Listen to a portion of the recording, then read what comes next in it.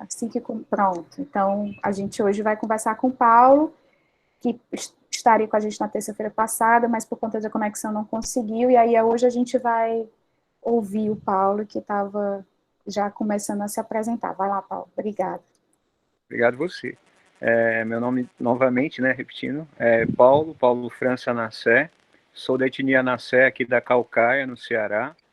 Sou do liderança no Lago Amado Cauípe, uma região que ela compõe 27 comunidades, né? Entre elas nós temos aqui algumas aldeias, né? Porque é um território muito extenso, né? É um território que envolve um município de Caucaia, que vai dentro de uma região que tem um complexo industrial, perdão, e portuário do Pecém, que eu acredito que o João Alfredo até tenha comentado, né? Esse complexo industrial e portuário do Pecém é um complexo que poder território e que vem retirando o nosso povo há muitos anos, né? Muitos anos que nosso povo é retirado do nosso território por conta desse complexo industrial. Não só o nosso povo, como também a comunidade em geral é retirada devido a essa questão desse complexo industrial que veio com todo o poder, né, toda a força para vir para cima desse território e aproveitar todos os recursos naturais que aqui existem. Nós moramos numa região que é chamado Lago Amado Cauípe, e esse Lago Amado é um dos maiores lagos, né, maiores espelhos d'água aqui do Ceará. E falar numa região como árida, né, semiárida, como o Ceará, que tem uma água que é totalmente aproveitável e que nós indígenas protegemos, né, é falar como se estivesse falando de ouro para essas indústrias.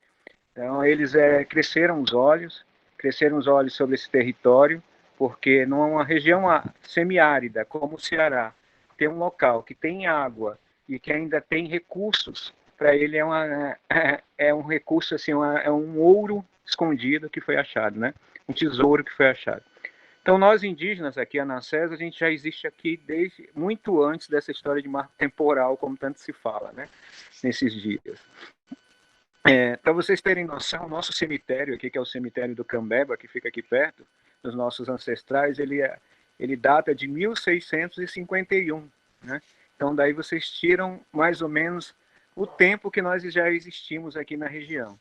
Nossa história ela é muito forte, nosso nome é Nassé, inclusive, algumas cidades aqui próximas eram muito povoadas pelo nosso povo, né? Então, tem uma cidade aqui do lado que chama São Gonçalo do Amarante.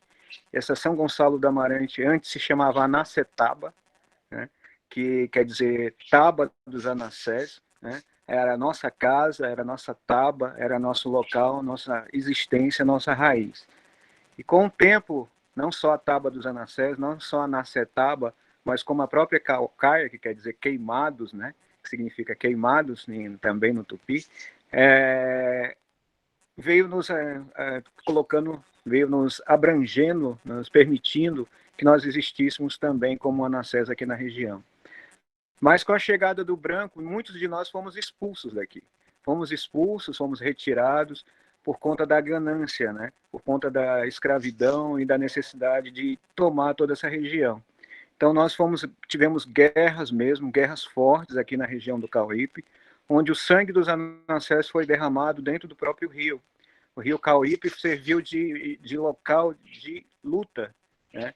Não só o rio Cauípe, como a Lagoa do Banana, que também é aqui do lado, foram regiões onde nós vimos lutando contra os brancos, né, contra os europeus, né, quando a gente fala na questão de brancos, contra os europeus, que a gente veio numa briga desde lá do Rio Grande do Norte até aqui, desde outros estados até aqui, até terminar nas margens do Rio Cauípe, que hoje é o Lago Amado Cauípe. Então, essa região é uma área de proteção ambiental, é uma área onde a gente protege, a gente luta para que ela não fosse degradada ou destruída. E o povo Anassé, ele é muito forte nesse ponto, porque ele luta para que essa água seja preservada, para que esse território não seja destruído. Mas como em outras regiões, a gente também sofre com especulações imobiliárias, a gente sofre com a própria indústria, a gente sofre de várias formas. Eu mesmo, como liderança, por conta dessas lutas, já sofri ameaças, vivo em um programa de proteção, né, porque eu sofri ameaças de morte mesmo, eu tive um ataque na minha própria casa com armas na cabeça, por defender o próprio território. Passei 2 anos fora daqui do meu próprio território por conta dessas ameaças. Então, vocês tiram como é a luta indígena. Quando se fala em luta indígena, as pessoas já falam logo: ah, o indígena tem muito direito. A gente não tem muito direito. A gente luta pelos direitos. A gente corre atrás desses direitos. A gente é apenas o quê? 5% da população mundial. E a gente luta por 80% do meio ambiente, dessa terra que está sendo degradada pelo homem, né? Então aqui não muda a história. Aqui também no Ceará a gente luta. Agora mesmo a gente já vai ter outra luta além da água, que a nossa água é retirada para o complexo industrial e portuário do Pecém, que a gente não tem água na própria casa da gente, na própria aldeia a gente não tem água, estando na beira de um rio. Mas por quê? Porque esse rio, a água é retirada para o complexo industrial do Pecém. E a gente lutou para que essa água não saísse.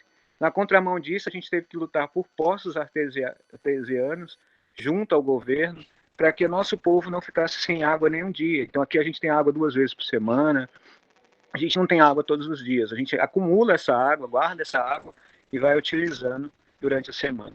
Então essa é uma parte da nossa vida. Fora isso, está vindo aí, do outro extremo, lá no meio do Ceará, está vindo para cá, trazendo de lá, agora algo muito pior, muito mais perigoso, que é a questão nuclear, né? Está vindo aí urânio, está vindo aí coisa muito mais pesada, além da água, que vai mexer também com o nosso território, onde todo esse material que vai vir lá de Santa Quitéria vai estar passando aqui na nossa região.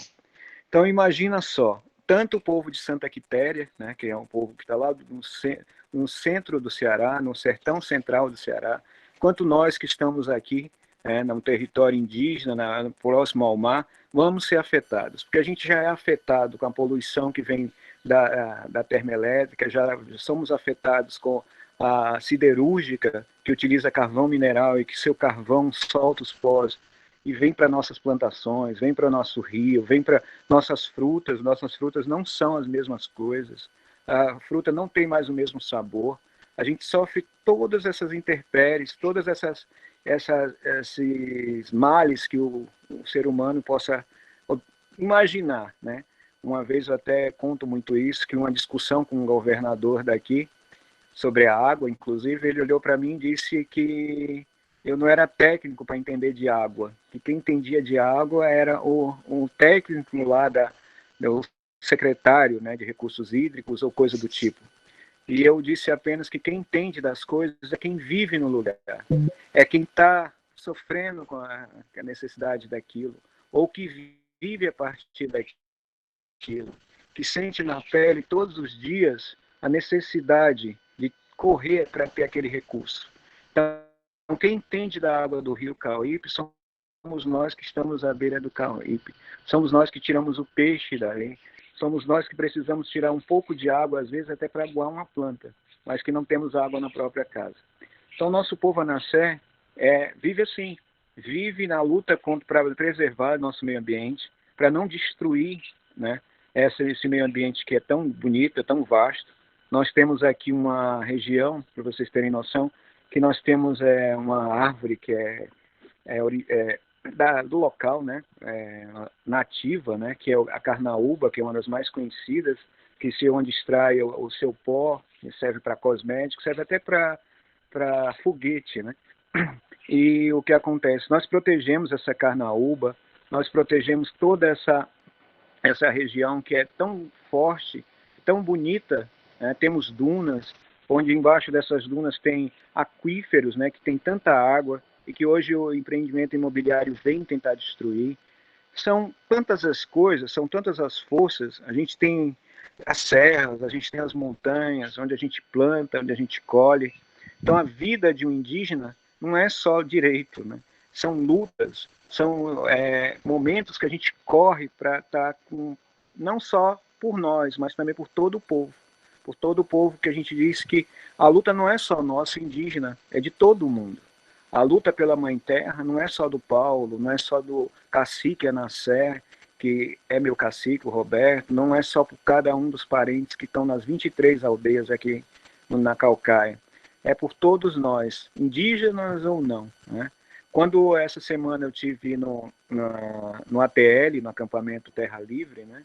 Lá nós tivemos com mais de 170 etnias, todos parentes, né? Porque para nós, todos nós somos parentes. Quando não parentes, são chamados uns de primos, né? Somos primos. Eu lembro que desde pequena minha avó falava: é meu parente, é o fulano é meu parente, cicrano é meu parente. E para mim isso era muito estranho, até porque para mim eu nunca imaginava que tinha algum sangue indígena ou coisa do tipo. Até hoje tem estereótipos, né? Que as pessoas dizem assim: mas você não tem cara de índio, você não tem jeito de índio, você não é índio, porque o índio tem que andar assim, assado, ou o índio tem que andar nu, ou o índio tem que feder, o índio tem que ter mau cheiro, o índio é isso ou aquilo outro. E a gente observa que a vida mudou muito, que as coisas mudaram, que hoje a gente tem recursos, e os recursos também têm que ser usados também por nós indígenas. Tem que ser utilizado por todos nós, independente das nossas etnias, das nossas classes sociais. A gente tem que utilizar e utilizar para o bem. Então, hoje a gente tem mídia, né? A gente tem vários grupos na internet, Instagram, Facebook, onde a gente divulga a nossa história. Porque aqui mesmo o próprio povo Anassé, por muitos anos, foi invisibilizado. A gente era invisibilizado para quê? Para que os próprios governantes, as próprias empresas pudessem chegar ao nosso território e destruir. A partir do momento que a gente se levanta e diz: não, aqui a gente existe, porque a gente era obrigado, até muitos aqui foram obrigados a colocar nas suas paredes que aqui não tem índio, aqui não existe índio, para poderem sobreviver. Isso é absurdo, chegar um tempo onde você tem que botar uma placa na sua porta colocando que aqui não tinha índio. E a gente conseguiu derrubar essas placas, a gente conseguiu passar por cima desses obstáculos. Hoje a gente luta, mesmo lutando ainda pela própria existência, por sendo ameaçado de morte, sendo ameaçado do que for, porque o território tem muitos problemas. Porque junto com os indígenas também tem aqueles que não querem os indígenas aqui perto. Então a gente tem essa luta muito grande. Então quando eu fui para o acampamento Terra Livre, que foi a primeira vez que eu fui, eu vejo que eu vi, na verdade, o quanto a gente está mais unido. O próprio povo indígena está mais unido. Para terem noção, foram mais de 6.000 pessoas, né? A gente esteve juntos lá, a gente acampou aqueles dias, entre os dias 22 e 28, eu tive lá do dia 24 a 26, né? E lá naqueles dias a gente viu o quanto é importante um aprendizado como esse, de estar dormindo naquelas barracas, de estar dividindo conhecimentos, de estar dividindo experiências, e estar articulando a luta, articulando forças, juntando forças, para que a gente não permita que governos como esse, não digo não governo, mas desgovernos como esse, possam estar passando por cima da nossa existência. Porque como começa essa falta de existência e de respeito dentro das nossas próprias comunidades, como era aqui, né, onde tentaram nos invisibilizar, isso existe no mundo inteiro. Somos muitos que muitas vezes têm que sair do seu território, são muitos que têm que muitas vezes sair da sua aldeia e ir para longe para proteger sua vida e também dos seus. Então a gente vai para Brasília para mostrar que a gente não está mais com medo de nada, a gente não tem receio de nada, que a gente está em cima das lutas que vieram dos nossos ancestrais e que a partir deles, que tanto lutaram para ter esses direitos que nós temos hoje, a gente não vai deixar que nada e nem ninguém derrube. A gente tem nessa quarta-feira, mais uma vez, né, a votação, que já foi adiada várias vezes, né, que a gente sabe que isso é algo intencional, a gente já tinha todo um cronograma, então a gente nota que isso foi intencional para que nós saíssemos de Brasília, para que nós deixássemos Brasília, que isso, mais uma vez, fosse permitido que a Câmara dos Deputados votasse e resolvesse toda essa situação, claro, a favor deles. Mas na própria articulação indígena, as lideranças resolveram ficar mais de 1.000 lideranças até a votação acontecer. E eles vão ficar até o dia 2, que é agora quinta-feira, né? E depois disso vem as mulheres. né, as guerreiras indígenas, e nós vamos começar a primavera, né, a primavera indígena, onde vem também as mulheres indígenas, que vão estar lá nos representando, porque as mulheres é nosso orgulho, são guerreiras, aqui mesmo a gente tem admiração demais pela luta de cada mulher, né, respeito demais pela luta das mulheres no país inteiro, independente de indígenas ou não, são batalhadoras, são de onde todos nós viemos, né? Homens, mulheres, indígenas, negros, brancos, todos viemos de uma mãe, né? E a gente tem que respeitar mesmo e mostrar o valor. Então, a partir do dia 7, também nossas guerreiras, nossas mulheres vão estar lá, também acompanhando toda essa situação, porque a gente não vai desistir enquanto eles não votarem.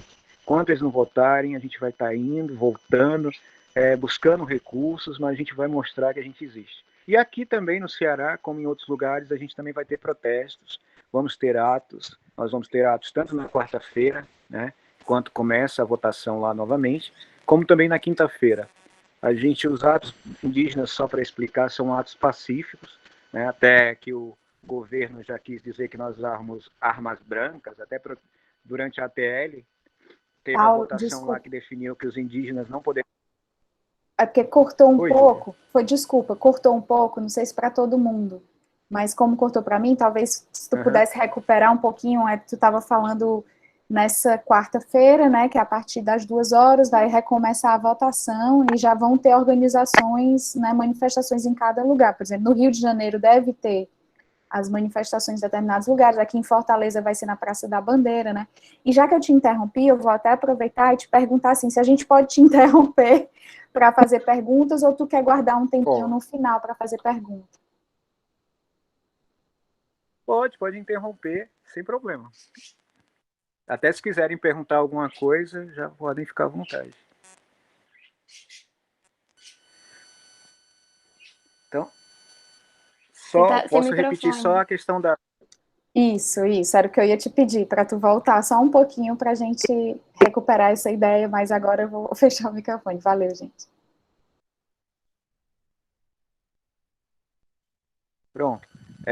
Então, como eu estava falando, a votação, né, ela foi adiada, né, que ocorreria dia 25, ficou para o dia 26, aí até não ocorreu, né, só teve uma lida, né, no caso pelo Fachin, né, e o voto ainda ficou para ocorrer agora a partir do dia 1º.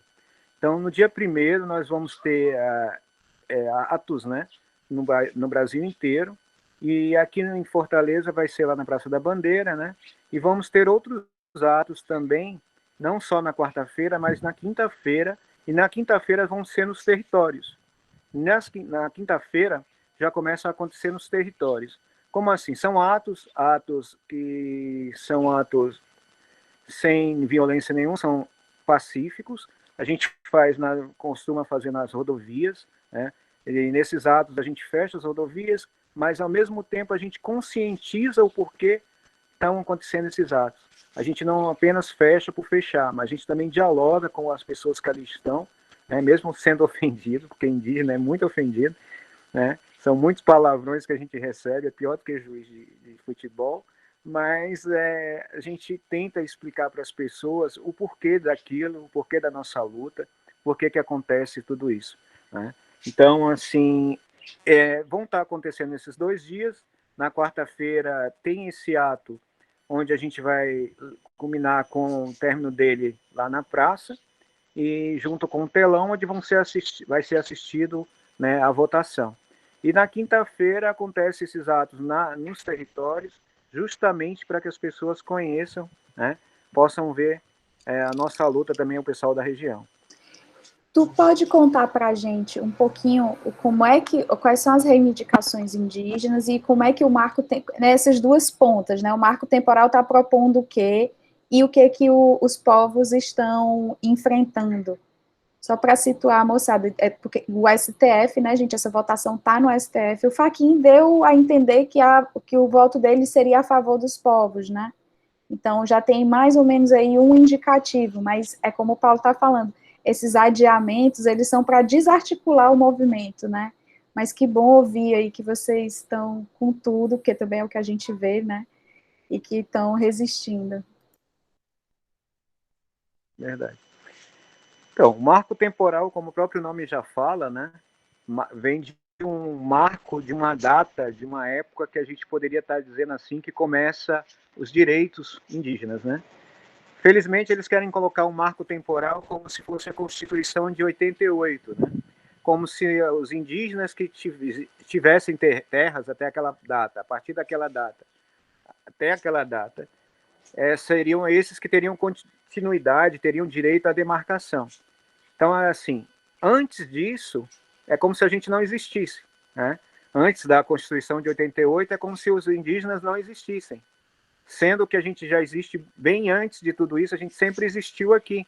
A gente até costuma dizer que marco temporal somos nós, não é uma Constituição, não é nada do tipo, somos nós que aqui morávamos.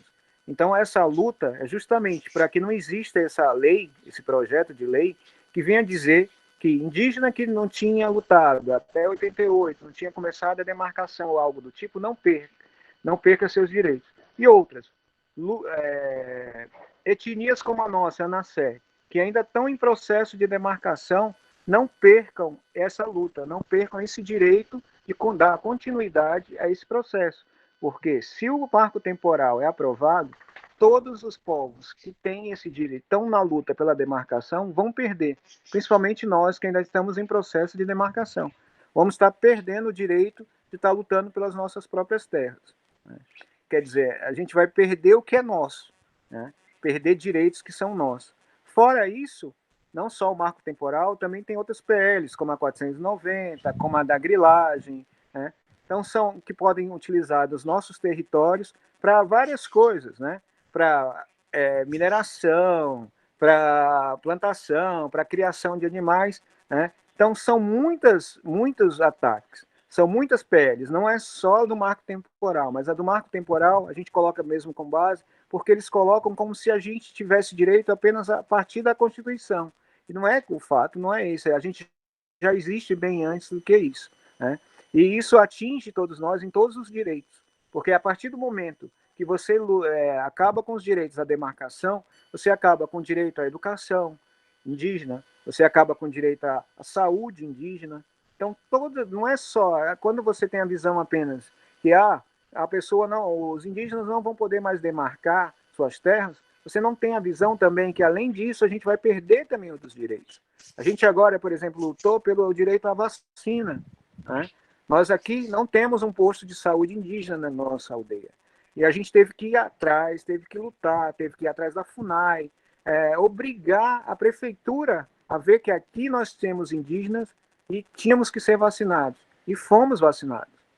Então, nós estamos vacinados, mas por quê? Porque nós lutamos. E isso porque a gente já sabe, nós somos indígenas, nós existimos. Mas para eles, se não for demarcado, se não tiver um posto de saúde, se não tiver profissionais da CESAI, né, que é a Secretaria de Saúde Indígena, é como se nós não existíssemos. Então, pontos como esse podem ser perdidos, como as nossas escolas, nossa saúde indígena, por conta justamente desses PLs, né, desses projetos de lei que estão aí no Congresso para justamente tirarem os direitos que nós já possuímos.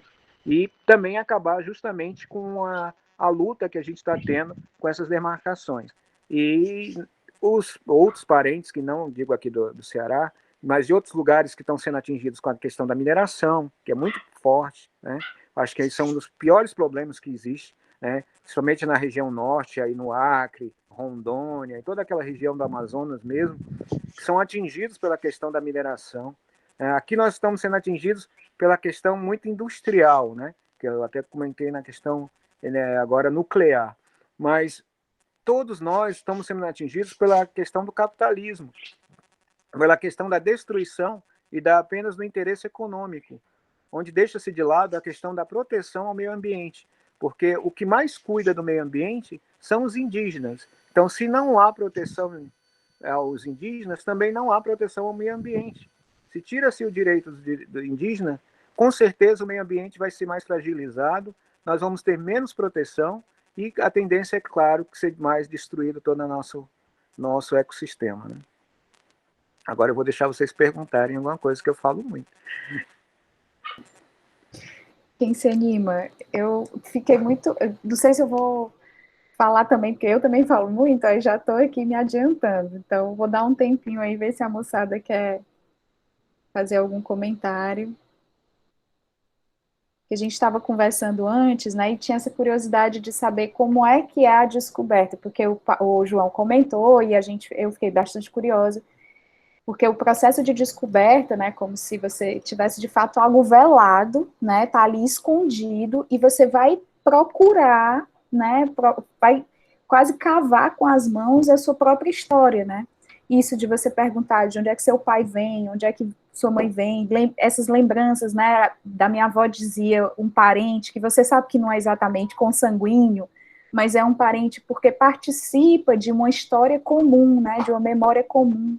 Então, eu queria saber como foi para ti essa descoberta e como é que é essa relação entre essas 23, são 23 etnias, eu não sei, e aí também falar um pouquinho sobre isso, se você puder. Alguns dos, né, o que que vocês, como é que essa história, que é muito oral, né, como é que essa história, como é que vocês mantêm viva essa história oral?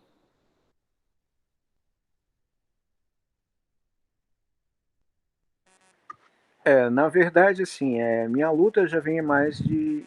Foi desde 2009, 2010, como liderança comunitária, né? E eu lutava muito já pela questão comunitária em si, independente de ser indígena, né? Já tinha muitos amigos indígenas, mas, assim, até mesmo a pessoa com quem eu vivo já era indígena. A própria família era indígena. Mas, assim, eu não tinha aquele conhecimento de entender se eu tinha a ver algo com isso, né? Até porque eu não morava aqui na região ainda. Então, assim, eu fui morando, chegando e fui adquirindo esse conhecimento. Mas me auto-reconhecer levou alguns anos, porque eu sou muito curioso, eu digo, sou muito curioso sobre questão histórica, né? E a minha própria história como pessoa já tinha alguns sinais da questão da cultura indígena, porque eu fui criado pela minha avó, e minha avó é de uma família que é indígena, são os Freitas, que existem no Lago Amado Cauípe. E ela sempre falava que tinha parentes no Pecém, que tinha parentes na Calcaia, que tinha parentes no Paracuru, e que eram os Freitas. E eu não levava muito isso em consideração. Acho que a gente é criança, não liga muito para essas coisas. Pelo menos eu ligava pouco, né? Então eu comecei a pensar sobre isso, né? Quando eu conheci o cacique Antônio. Conheci o cacique Antônio, né, já na luta pelo Lago Amado Cauípe. Conheci o cacique Antônio, e o cacique Antônio a gente conversava muito, dialogava muito. E na luta mesmo pelo Lago Amado Cauípe, eu fui contar minha história para ele, que não tomava remédio de farmácia quando era pequeno, que minha avó fazia o famoso lambedor, que é um xarope, que ela me levava mesmo para o mato e pegava, isso aqui é ritirana, isso aqui é cebolinha isso branca, isso aqui é o cravo, e ela fazia aquele lambedor para mim e eu tomava e ficava bom. Então eu não tomava remédio de farmácia. E outras coisas, como por exemplo, às vezes a gente não tinha o que comer mesmo, e ela ia dizer, hoje eu vou fazer tapioca. Aí eu pensava, cadê a goma, né? Que não tinha a goma. Ela pegava a própria mandioca, a macaxeira, ralava e fazia aquela tapioca. Eu até hoje, eu digo que a gente tem sensações, cheiros que a gente fica na memória, gostos que ficam na memória. Então aquilo, a história dela, a minha criação com ela, foi toda contada com o cacique Antônio. Então, a partir da minha história, eu comecei a conversar com o cacique Antônio, e a gente começou a ver que a minha história tinha muito a ver com os próprios Anassés. Porque os Anassés, para você se entender como indígena, primeiro você tem que entender a sua história. Então, a gente foi buscar meus antepassados, meus bisavós, e a gente viu que a família Freitas daqui era a mesma família Freitas do Cauípe e tudo mais. Então foi que a partir daí que eu me identifiquei, né? Eu já tinha vontade de lutar, eu já tinha todo aquele anseio, e durante a luta, durante toda aquela guerra, quando eu vejo a polícia em cima da minha cabeça, de helicóptero, como vejo toda aquela situação com que eu passei, eu resolvo me aceitar e me reconhecer como Anassé, me reconhecer como indígena. Então, a partir dali, eu começo a ter mais contato com a cultura, e a partir dali a gente começa a ter todo um estudo, né, não só da minha vida, mas a vida de todo mundo que aqui existia. É muito forte porque, assim, os preconceitos começam mesmo dentro da própria família, como às vezes começa fora da família e amigos. Diz assim, mas ele nunca foi indígena, ou ele não tem cara de índio, como eu falo, como se índio tivesse cara. Eu digo muito isso. No índio não tem cara. Um dia desses estavam querendo tirar foto comigo, porque disse que tem um índio do olho claro, né? O Lucas está aqui, ele sabe bem dessa história. Então, assim, eu vou tirar foto com o índio do olho claro. Eu vou tirar foto com... Eu digo muito pro cacique que às vezes pegam a gente, como eu estava no aeroporto todo pintado, hoje eu não estou pintado, tá todo pintado de cocá e tudo, eu falo muito que a gente às vezes parece aqueles bichinhos de zoológico ou de museu que todo mundo quer tirar foto, todo mundo quer sair do lado, porque é alguma coisa diferente. Eu às vezes até me coloco no lugar das pessoas, mas assim, se auto-reconhecer e saber que você tem uma história, saber que você está fazendo parte de toda essa luta e que você é um agente que pode mudar essa realidade para melhor, isso me deixou muito forte, me deixou muito feliz. E hoje eu tenho uma admiração, eu tenho orgulho de dizer que eu sou a Nassé, que eu sou Paulo Nassé, né, eu sou Paulo França Nassé. O estranho, o próprio França, né? Porque muita gente diz assim, mas França, o cara é França, ainda é índio, né? Aí isso também eu dizia muito pro cacique, ele disse, pô, você é França, o França ainda é mais índio do que você está pensando. Então hoje eu até ia tirar o França, mas eu disse, nunca tire o França, porque o França é mais indígena na Sé do que muitos que não se pensam. Então, assim, depois eu fui ver que realmente era, né? Porque a história dos Anassés vai até Messejana, e meu avô era da Messejana, o França. Então, assim, e a minha avó, que era Freitas, que é também Anassé. Então, assim, tem muita coisa no meio. E, assim, muitas vezes a gente não vai atrás da nossa história. E quando a gente conhece a história e você pisa na terra que tem a ver com a sua história, isso te faz mais uma história mais verídica, mais verdadeira. Não é aquela história só de livro. Quando você vê que a sua história está na sua vida e está na sua realidade, você tem a certeza, né, que você faz parte dela, é maravilhoso. Então, eu só tenho a dizer que o próprio João, acho que é a melhor pessoa para falar disso, né, que escreve a tese e fala sobre meu reconhecimento, porque o meu reconhecimento aconteceu durante muitos impactos. Como eu falo, da polícia, de ameaças de morte e tudo, que eu poderia ter dito, não, eu não sou índio, mas pelo contrário.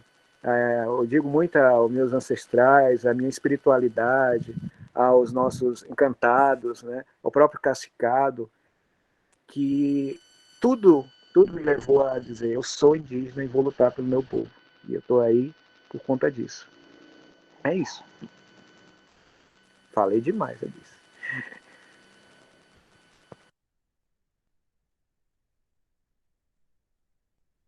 Vai lá, Alice.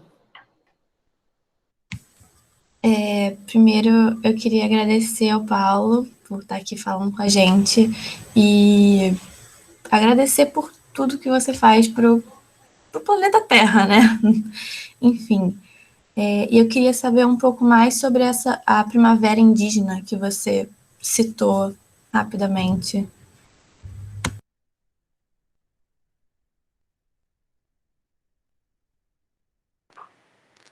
Alice, obrigado a vocês. Quero agradecer a vocês por permitirem, darem chance a nós, indígenas, para conhecer a nossa história. A primavera indígena, como o próprio nome diz, né, é por conta da primavera, né, por conta do mês, né, que é setembro, né, e ela ocorre justamente na época em que as mulheres indígenas, né, vão a Brasília e fazem a segunda marcha das mulheres indígenas. Não tem melhores flores, melhor época, né, do que são as próprias representações das próprias mulheres, né, a própria força da mulher. Então, quando a gente fala na primavera, é justamente disso. A presença da feminina indígena, a presença justamente em setembro, que é o mês primaveril, né? E é muito forte para a gente isso. A primeira marcha ela foi muito intensa, né? Ela ocorreu, e já teve muita presença indígena, presença das mulheres, e essa pretende ser a maior, né? Uma maior ainda do que a última que aconteceu. Como a nossa que aconteceu agora na TL, que teve mais de 6 mil parentes, né? Nunca tinha acontecido um acampamento tão grande quanto esse, né? Mas por quê? Porque estava na hora de nós indígenas, sejamos homens ou mulheres, mostrar que nós não abaixamos nossa cabeça, que nós não podemos aceitar esse desgoverno, esse desmando que está acontecendo no Brasil, né?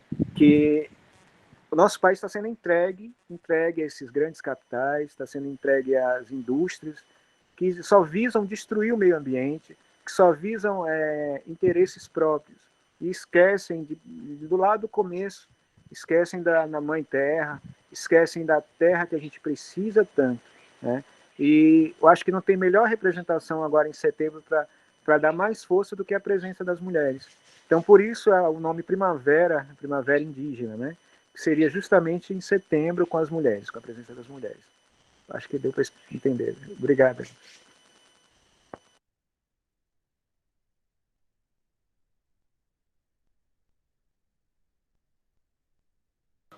Vai lá, Pablo. Fica à vontade. Boa tarde, Paulo. Boa tarde, turma. Você comentou, né, sobre a espiritualidade e a relação, né, nesse movimento. Eu queria perguntar como da filosofia indígena, como da cosmovisão indígena, tirar força para viver, para lutar, sabendo e tendo consciência e entendimento do mundo que a gente vive, né? Que não é só um contexto político na qual esse absurdo se dá, mas um contexto ecológico, num contexto global, micro, macro, como tirar força da espiritualidade, cosmovisão? Como você observa isso? Queria que você falasse um pouco. Obrigado.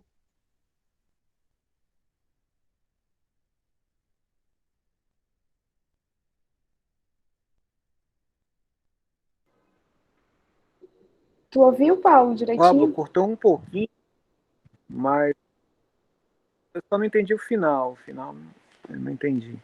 Mas eu vou Tá. tentar falar alguma coisa, e se eu ficar faltando algo, você pode me... Pode ser? Beleza, beleza. Então, sobre a questão espiritual, né? Nós indígenas acreditamos que existe o Pai Tupã, né? Que é nosso Deus, nossa força maior, e também todos os nossos encantados, né? Que são aqueles nossos ancestrais que já foram, que não estão mais aqui entre nós em carne, mas são os nossos espíritos, são aqueles que nos dão força, são aqueles que nos orientam, né? Que nos fazem entender para onde seguir e como seguir. Então, nós acreditamos muito na questão dos encantados e da espiritualidade.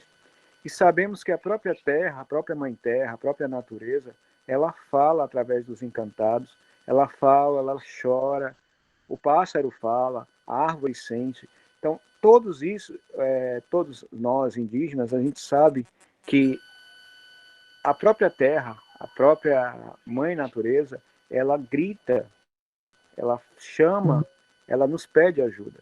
Então, assim, todo momento a gente observa quando as palavras ou que vem da própria natureza através de uma fruta ou de um animal, de um cantar de um animal, ou do pousar de um animal, ou até mesmo da existência ou não daquele animal no local, né?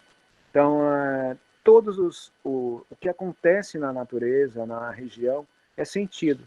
E essa presença, né, essa espiritualidade, ela vem muito forte, principalmente nos momentos que a gente canta o nosso toré, né, que até a Júlia comentou, onde a gente faz orações, onde a gente pede força aos nossos encantados, onde a gente pede força à natureza, para que a gente possa vencer e proteger mais e mais a nossa terra.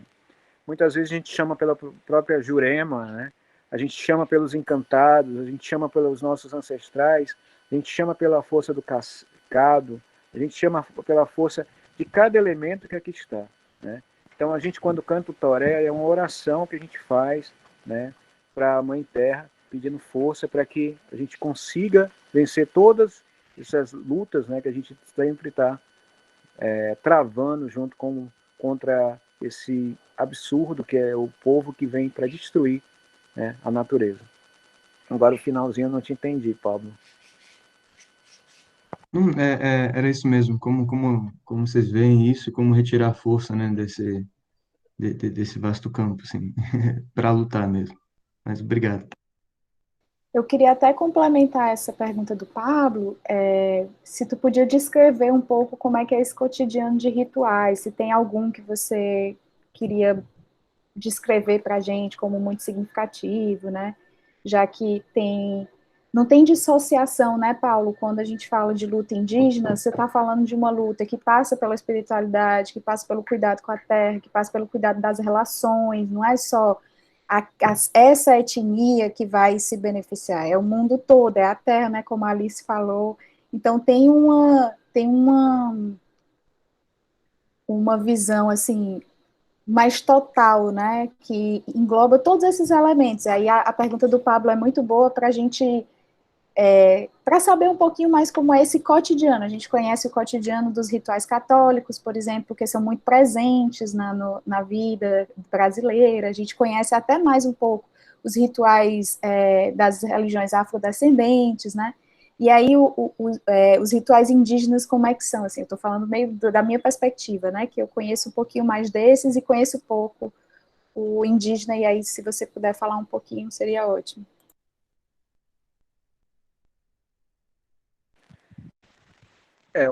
O que é mais conhecido, né, o que a gente mais usa, tanto em encontros, né, em reuniões, é o nosso próprio toré, né? O toré é o toré sagrado, onde a gente canta e conta a história, né? E esse toré ele nos dá força, né? Nos dá sabedoria, a gente pede aos encantados. Esses encantados muitas vezes são os nossos ancestrais, são os nossos caciques, por exemplo, o próprio cacique Antônio, que foi quem me reconheceu, que hoje é o pai do atual cacique, né? Que é o cacique Roberto. Ele está encantado, mas ele está enterrado, ele está plantado. A gente não usa bem enterrado. Hoje ele está plantado no próprio território. Ele está lá na nossa aldeia maior, que é a Japuara, né? Lá das retomadas que a gente tem, né? Ele está lá plantado. Então, o próprio cacique é uma das ancestrais, um dos encantados que durante o toré a gente pede força a ele para que a gente possa estar caminhando, para que a gente possa ter uma orientação por onde seguir. Aí você pergunta, mas é só questão de fé, né? Só questão de acreditar? Mas não é só isso. Muitas vezes a gente acaba vendo mesmo. A gente acaba vendo os encantados, a gente acaba sentindo a presença dos encantados, né? A gente, durante a própria dança, né, porque nós dançamos, nós cantamos nos torés, a gente sente essa presença. A gente sabe que ali não está só aquelas pessoas em físico, né, mas também toda aquela espiritualidade. Dentro do movimento indígena em si, hoje existem várias religiões, certo? Tem indígena de toda religião possível, mas mesmo assim, aqui mesmo dentro da aldeia, durante toda a reunião a gente tem que cantar um toré, a gente tem que mostrar um toré, independente de aqui terem católicos, evangélicos, ou até mesmo da Umbanda ou qualquer outro. Então nós temos mesmo esse segmento. Aí tem outras coisas, né? Tem pessoas que usam, que usam cachimbo, a gente chama os cachimbeiros, né? Tem o pessoal que toma certas bebidas, né? Que também são da própria cultura, né? Então tem várias e várias questões, né? Costumes que também são utilizados. Alguns são muito fechados, né? Como a questão de certos tipos de bebida, só a questão mesmo indígena, o povo indígena que tem acesso a isso, né? Até para que a gente possa estar mais próximo mesmo da questão da encantaria, né? Da questão mesmo dos encantados e dos espíritos. Então, assim, não é aberto a todo mundo, né? É aberto só mesmo aos parentes, aos indígenas que o conhecem. E isso, como a Júlia falou, a nossa espiritualidade, a nossa luta não é só pelo Anassé, né, ou pela determinada etnia, mas por todos os indígenas, a gente está sempre junto, quando a gente fala em parente, não é porque o meu parente é o único do lado que é um Anassé também, não. Aqui mesmo nós temos outra etnia, que é chamada Tapeba, aqui no mesmo município, e a gente tem até um vereador, né? Os Tapebas também são muito próximos da gente, eles têm uma luta muito grande, então a gente luta junto com os Tapebas. Eles, quando a gente fecha uma rodovia, eles fecham outra. Quando a gente está numa luta, a gente sempre tem contato, porque nós achamos, nós acreditamos, nós entendemos que nós somos um só povo, independente de nós sermos Anassés, eles serem Tapebas, tem os Pitaguari, tem os Tremembé, tem os Potiguara, tem aí todo tipo, os Pitaguari aqui também no Ceará, os Cariri, entre outros. A gente é um povo só, a gente está numa luta só, porque a nossa luta é pela Mãe Terra, não é só pela existência do Paulo, não é só pela existência de A, B ou C, é pela luta, pela existência de todos nós, principalmente, independente que sejamos indígenas ou não. Quando a gente está cantando o toré, a gente está pedindo a espiritualidade, não é só para proteger nós indígenas, a gente está pedindo a espiritualidade para proteger a Mãe Terra, principalmente, e proteger a cada um que também está na luta e que acredita que precisa dessa Mãe Terra para sobreviver.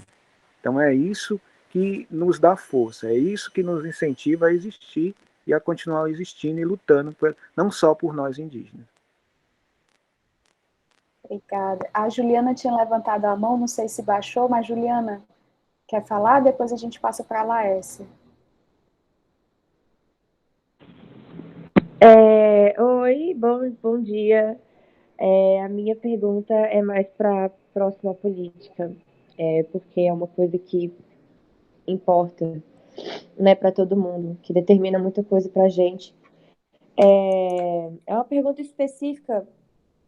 Vocês têm alguns deputados específicos que você realmente acredita pela luta, que acredita que luta por vocês? Deputado, senador, alguma figura que realmente você acredita que luta?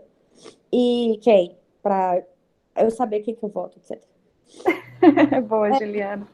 Para quem que a gente vai voltar, né, na próxima? Eu acho que pode falar um pouco, então, como é que está essa representatividade no Congresso, né, nas câmaras, e aí, se puder dar nomes, é importante também, né, Juliana?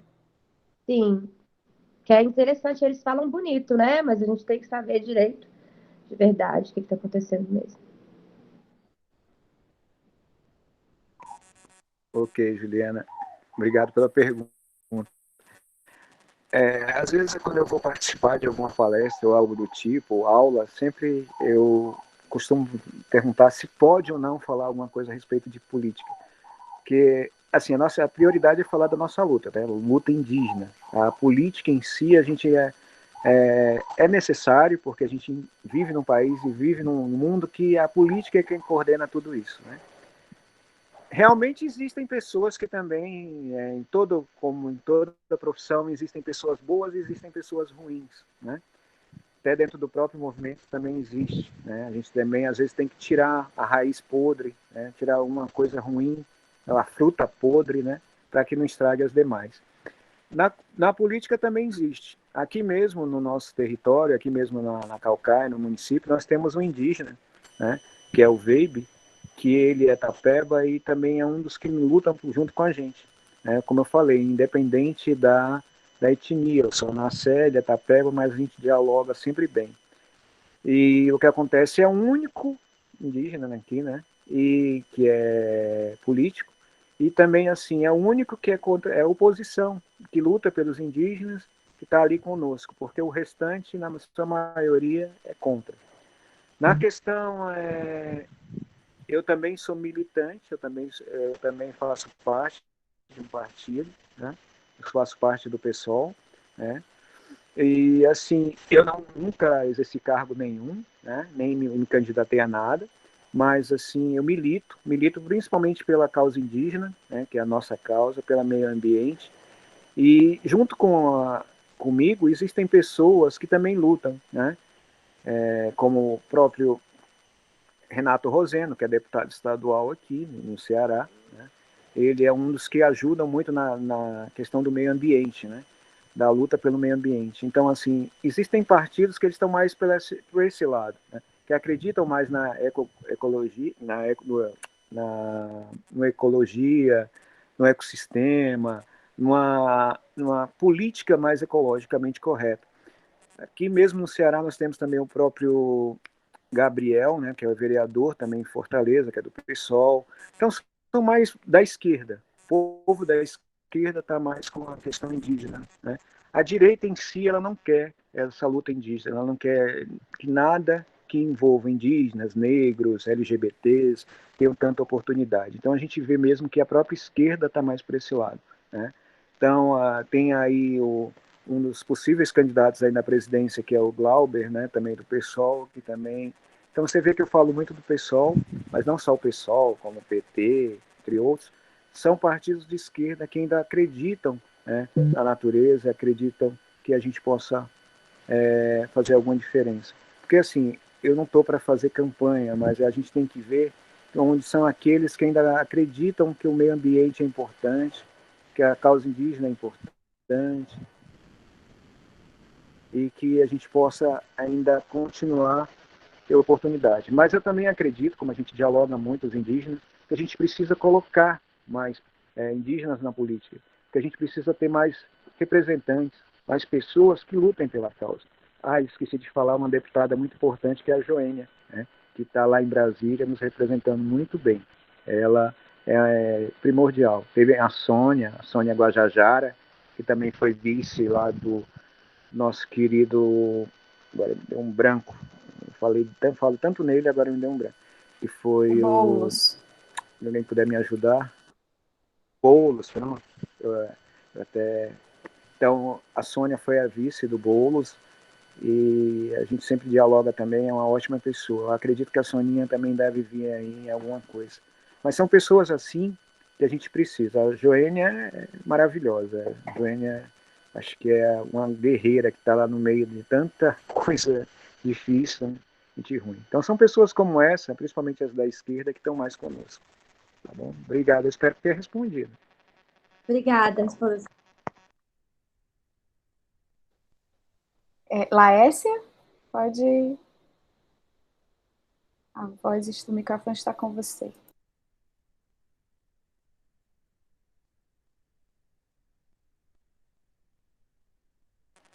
Vamos lá, Laércio.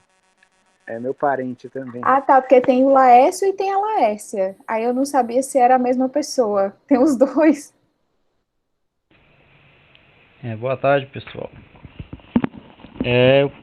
Eu acho que a minha mãe aí, ela apertou foi sem querer, viu?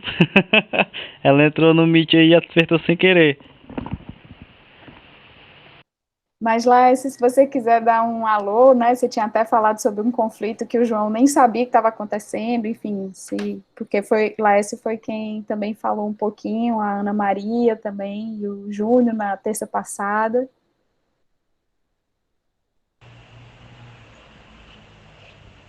Pois é, pessoal.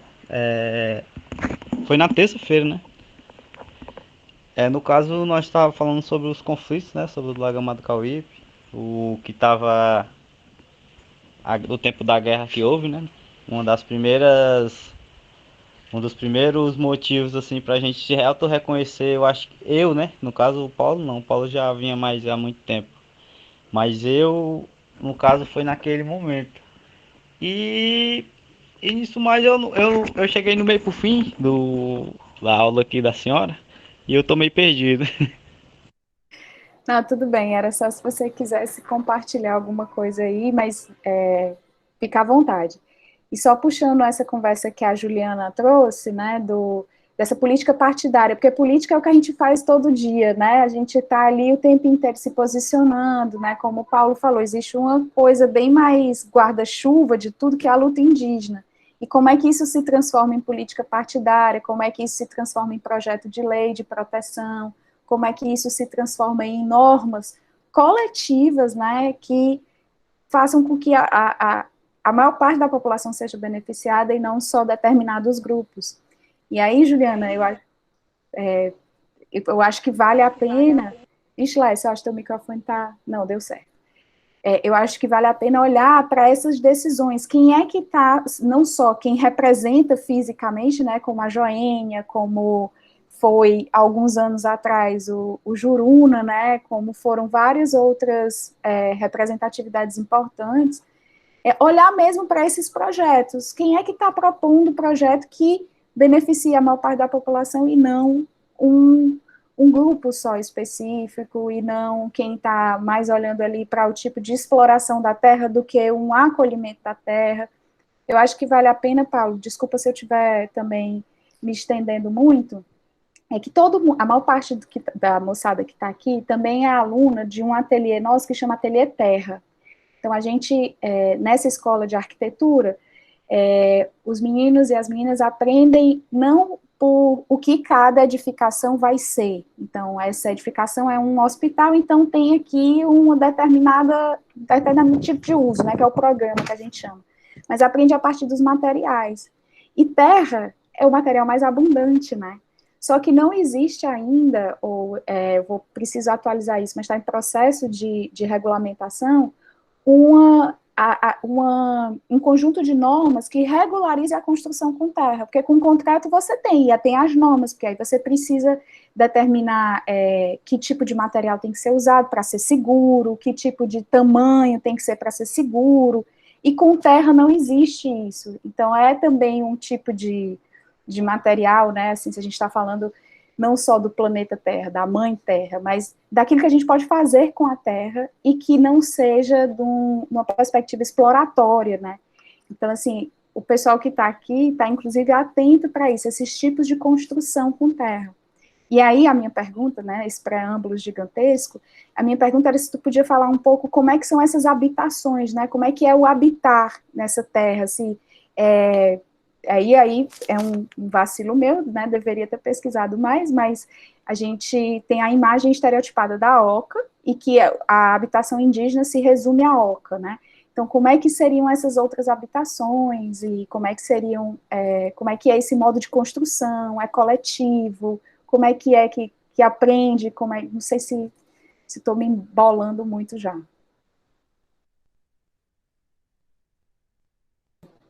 Tu tá no mudo, Paulo. Liga teu microfone. Estava aqui perguntando sobre as casas aqui. Estava colando aqui, mas eu acho que o Laércio também queria perguntar alguma coisa. Vai, Laércio. Paulo, era só complementando, né, a respeito que me deu uma luz aí, a professora, Júlia. As nossas aldeias, a partir desses momentos, dessas lutas, desses conflitos, né, que todo dia é luta, nós conseguimos se organizar muito mais melhores e se articular, né. Com isso, nós tem aí uma prova viva, né, que foi aí a Brasília, né. Os parentes tudo se organizaram e deu tudo certo, graças a Deus, e a Tupã.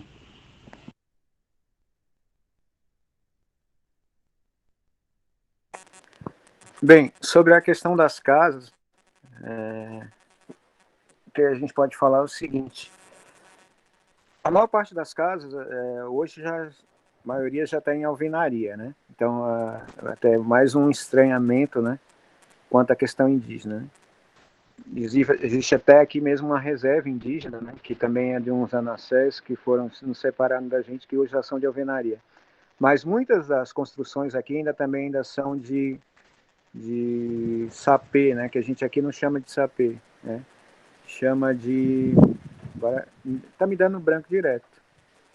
Laércio, me socorre aí, como é o nome? Eu não escutei direito, Paulo. Cortou aqui pra mim. Taipa, será? Taipa. São casas de taipa. São taipa. São casas de taipa. É porque eu tô querendo chamar sapê, não sei porquê. Eu acho que é o costume de estar juntando a palavra a outra. Mas são casas de taipa, que são feitas com amarrações, né, de varas. São varas que são amarradas, né? A gente amarra as varas, faz a estrutura. Depois que faz a estrutura de amarração da casa, aí enche com barro, a gente cava buraco, molha a terra, molha o barro, aí vai enchendo as paredes, né? Piso, barro. Já tem toda a estrutura montada, todos os arcos. Pisa o barro, ainda tem que pisar o barro molhado, e depois vai empurrando na parede, né? Vai fazendo aquela parede. Depois daquilo tudo, ainda tem o processo também do telhado, onde é pego madeiras mesmo da região. A maior parte aqui a gente usa carnaúba, né? Tanto faz que a gente chama aqui de linha, que eu acho que no Sudeste chama de virga, né? E também faz os caibros, né? Que eu não sei se no Sudeste é barrete, uma coisa assim, um nome diferente. E as telhas, né? Que Paulo, são telhas. eu vou mostrar aqui a minha casa aqui, ó. Mostra aí. Pera eu virar a câmera aqui, como é que... Tanto Essas aqui, ó. Carnaúba, tem essa linha, Isso aqui é como carnaúba, tem né? as virgas do lado que são. E aqui é de carnaúba também. Dá para mostrar a parede? A parede já é Aqui. rebocada. Mas tá rebocada todinha a parede. Legal. Vou ver se... Tá não. Tem nem um pedacinho reboco, né? Vou ver aqui, Sensacional, Paulo. Laércio. Então, Obrigada.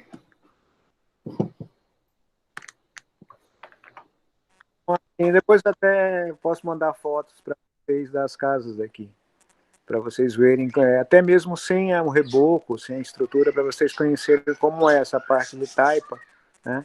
Que a gente pega mesmo a madeira aqui da região, as varas e tudo. Aí primeiro tem que varar, a gente chama varar, né? Aí você vara as paredes todinha, depois que varar, amarrar tudinho, bonitinho. Aí você vai, cava o chão, tira o barro, molha o barro, pisa o barro, aí faz as paredes, enche as paredes. Aí, Depois Paulo. que encher as paredes. Oi, Laís.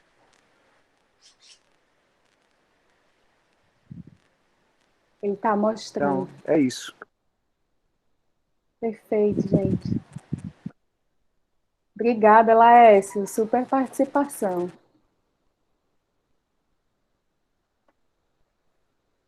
Eu vou ter que sair agora, eu vou ter que dar uma aula, mas eu quero agradecer a cada um, né, cada um de vocês que estiveram aqui, agradecer a Júlia em especial pelo convite, e quando quiserem é só convidar que a gente está aqui, coração, espírito, né, para ajudar mesmo no que for possível. E quando possível, se quiserem as fotos, a gente manda foto daqui para vocês conhecerem como é a nossa vida, como é a nossa luta aqui, tá bom? Muito obrigado mesmo por estarem junto com a gente. Obrigado ao Lucas aí, que também é um militante junto comigo no PSOL, na luta também indígena.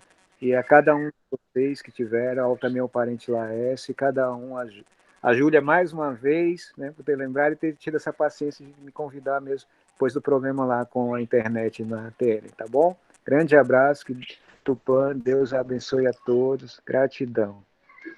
Eu que agradeço, Paulo, muitíssimo você ter disponibilizado essa horinha para a gente poder conversar um pouco e conhecer. E foi sensacional esse fechamento aí com o Laércio. O Laércio foi maravilhoso, mostrando a casa dele. Isso é muito bacana, importante para a gente. É muito importante a gente saber e conhecer o que está acontecendo no Brasil, né? Que o Brasil não é tão longe. Parece assim que o Brasil é tão longeão da gente, mas ele está bem aqui pertinho. Então, essas vidas todas nos interessam muito.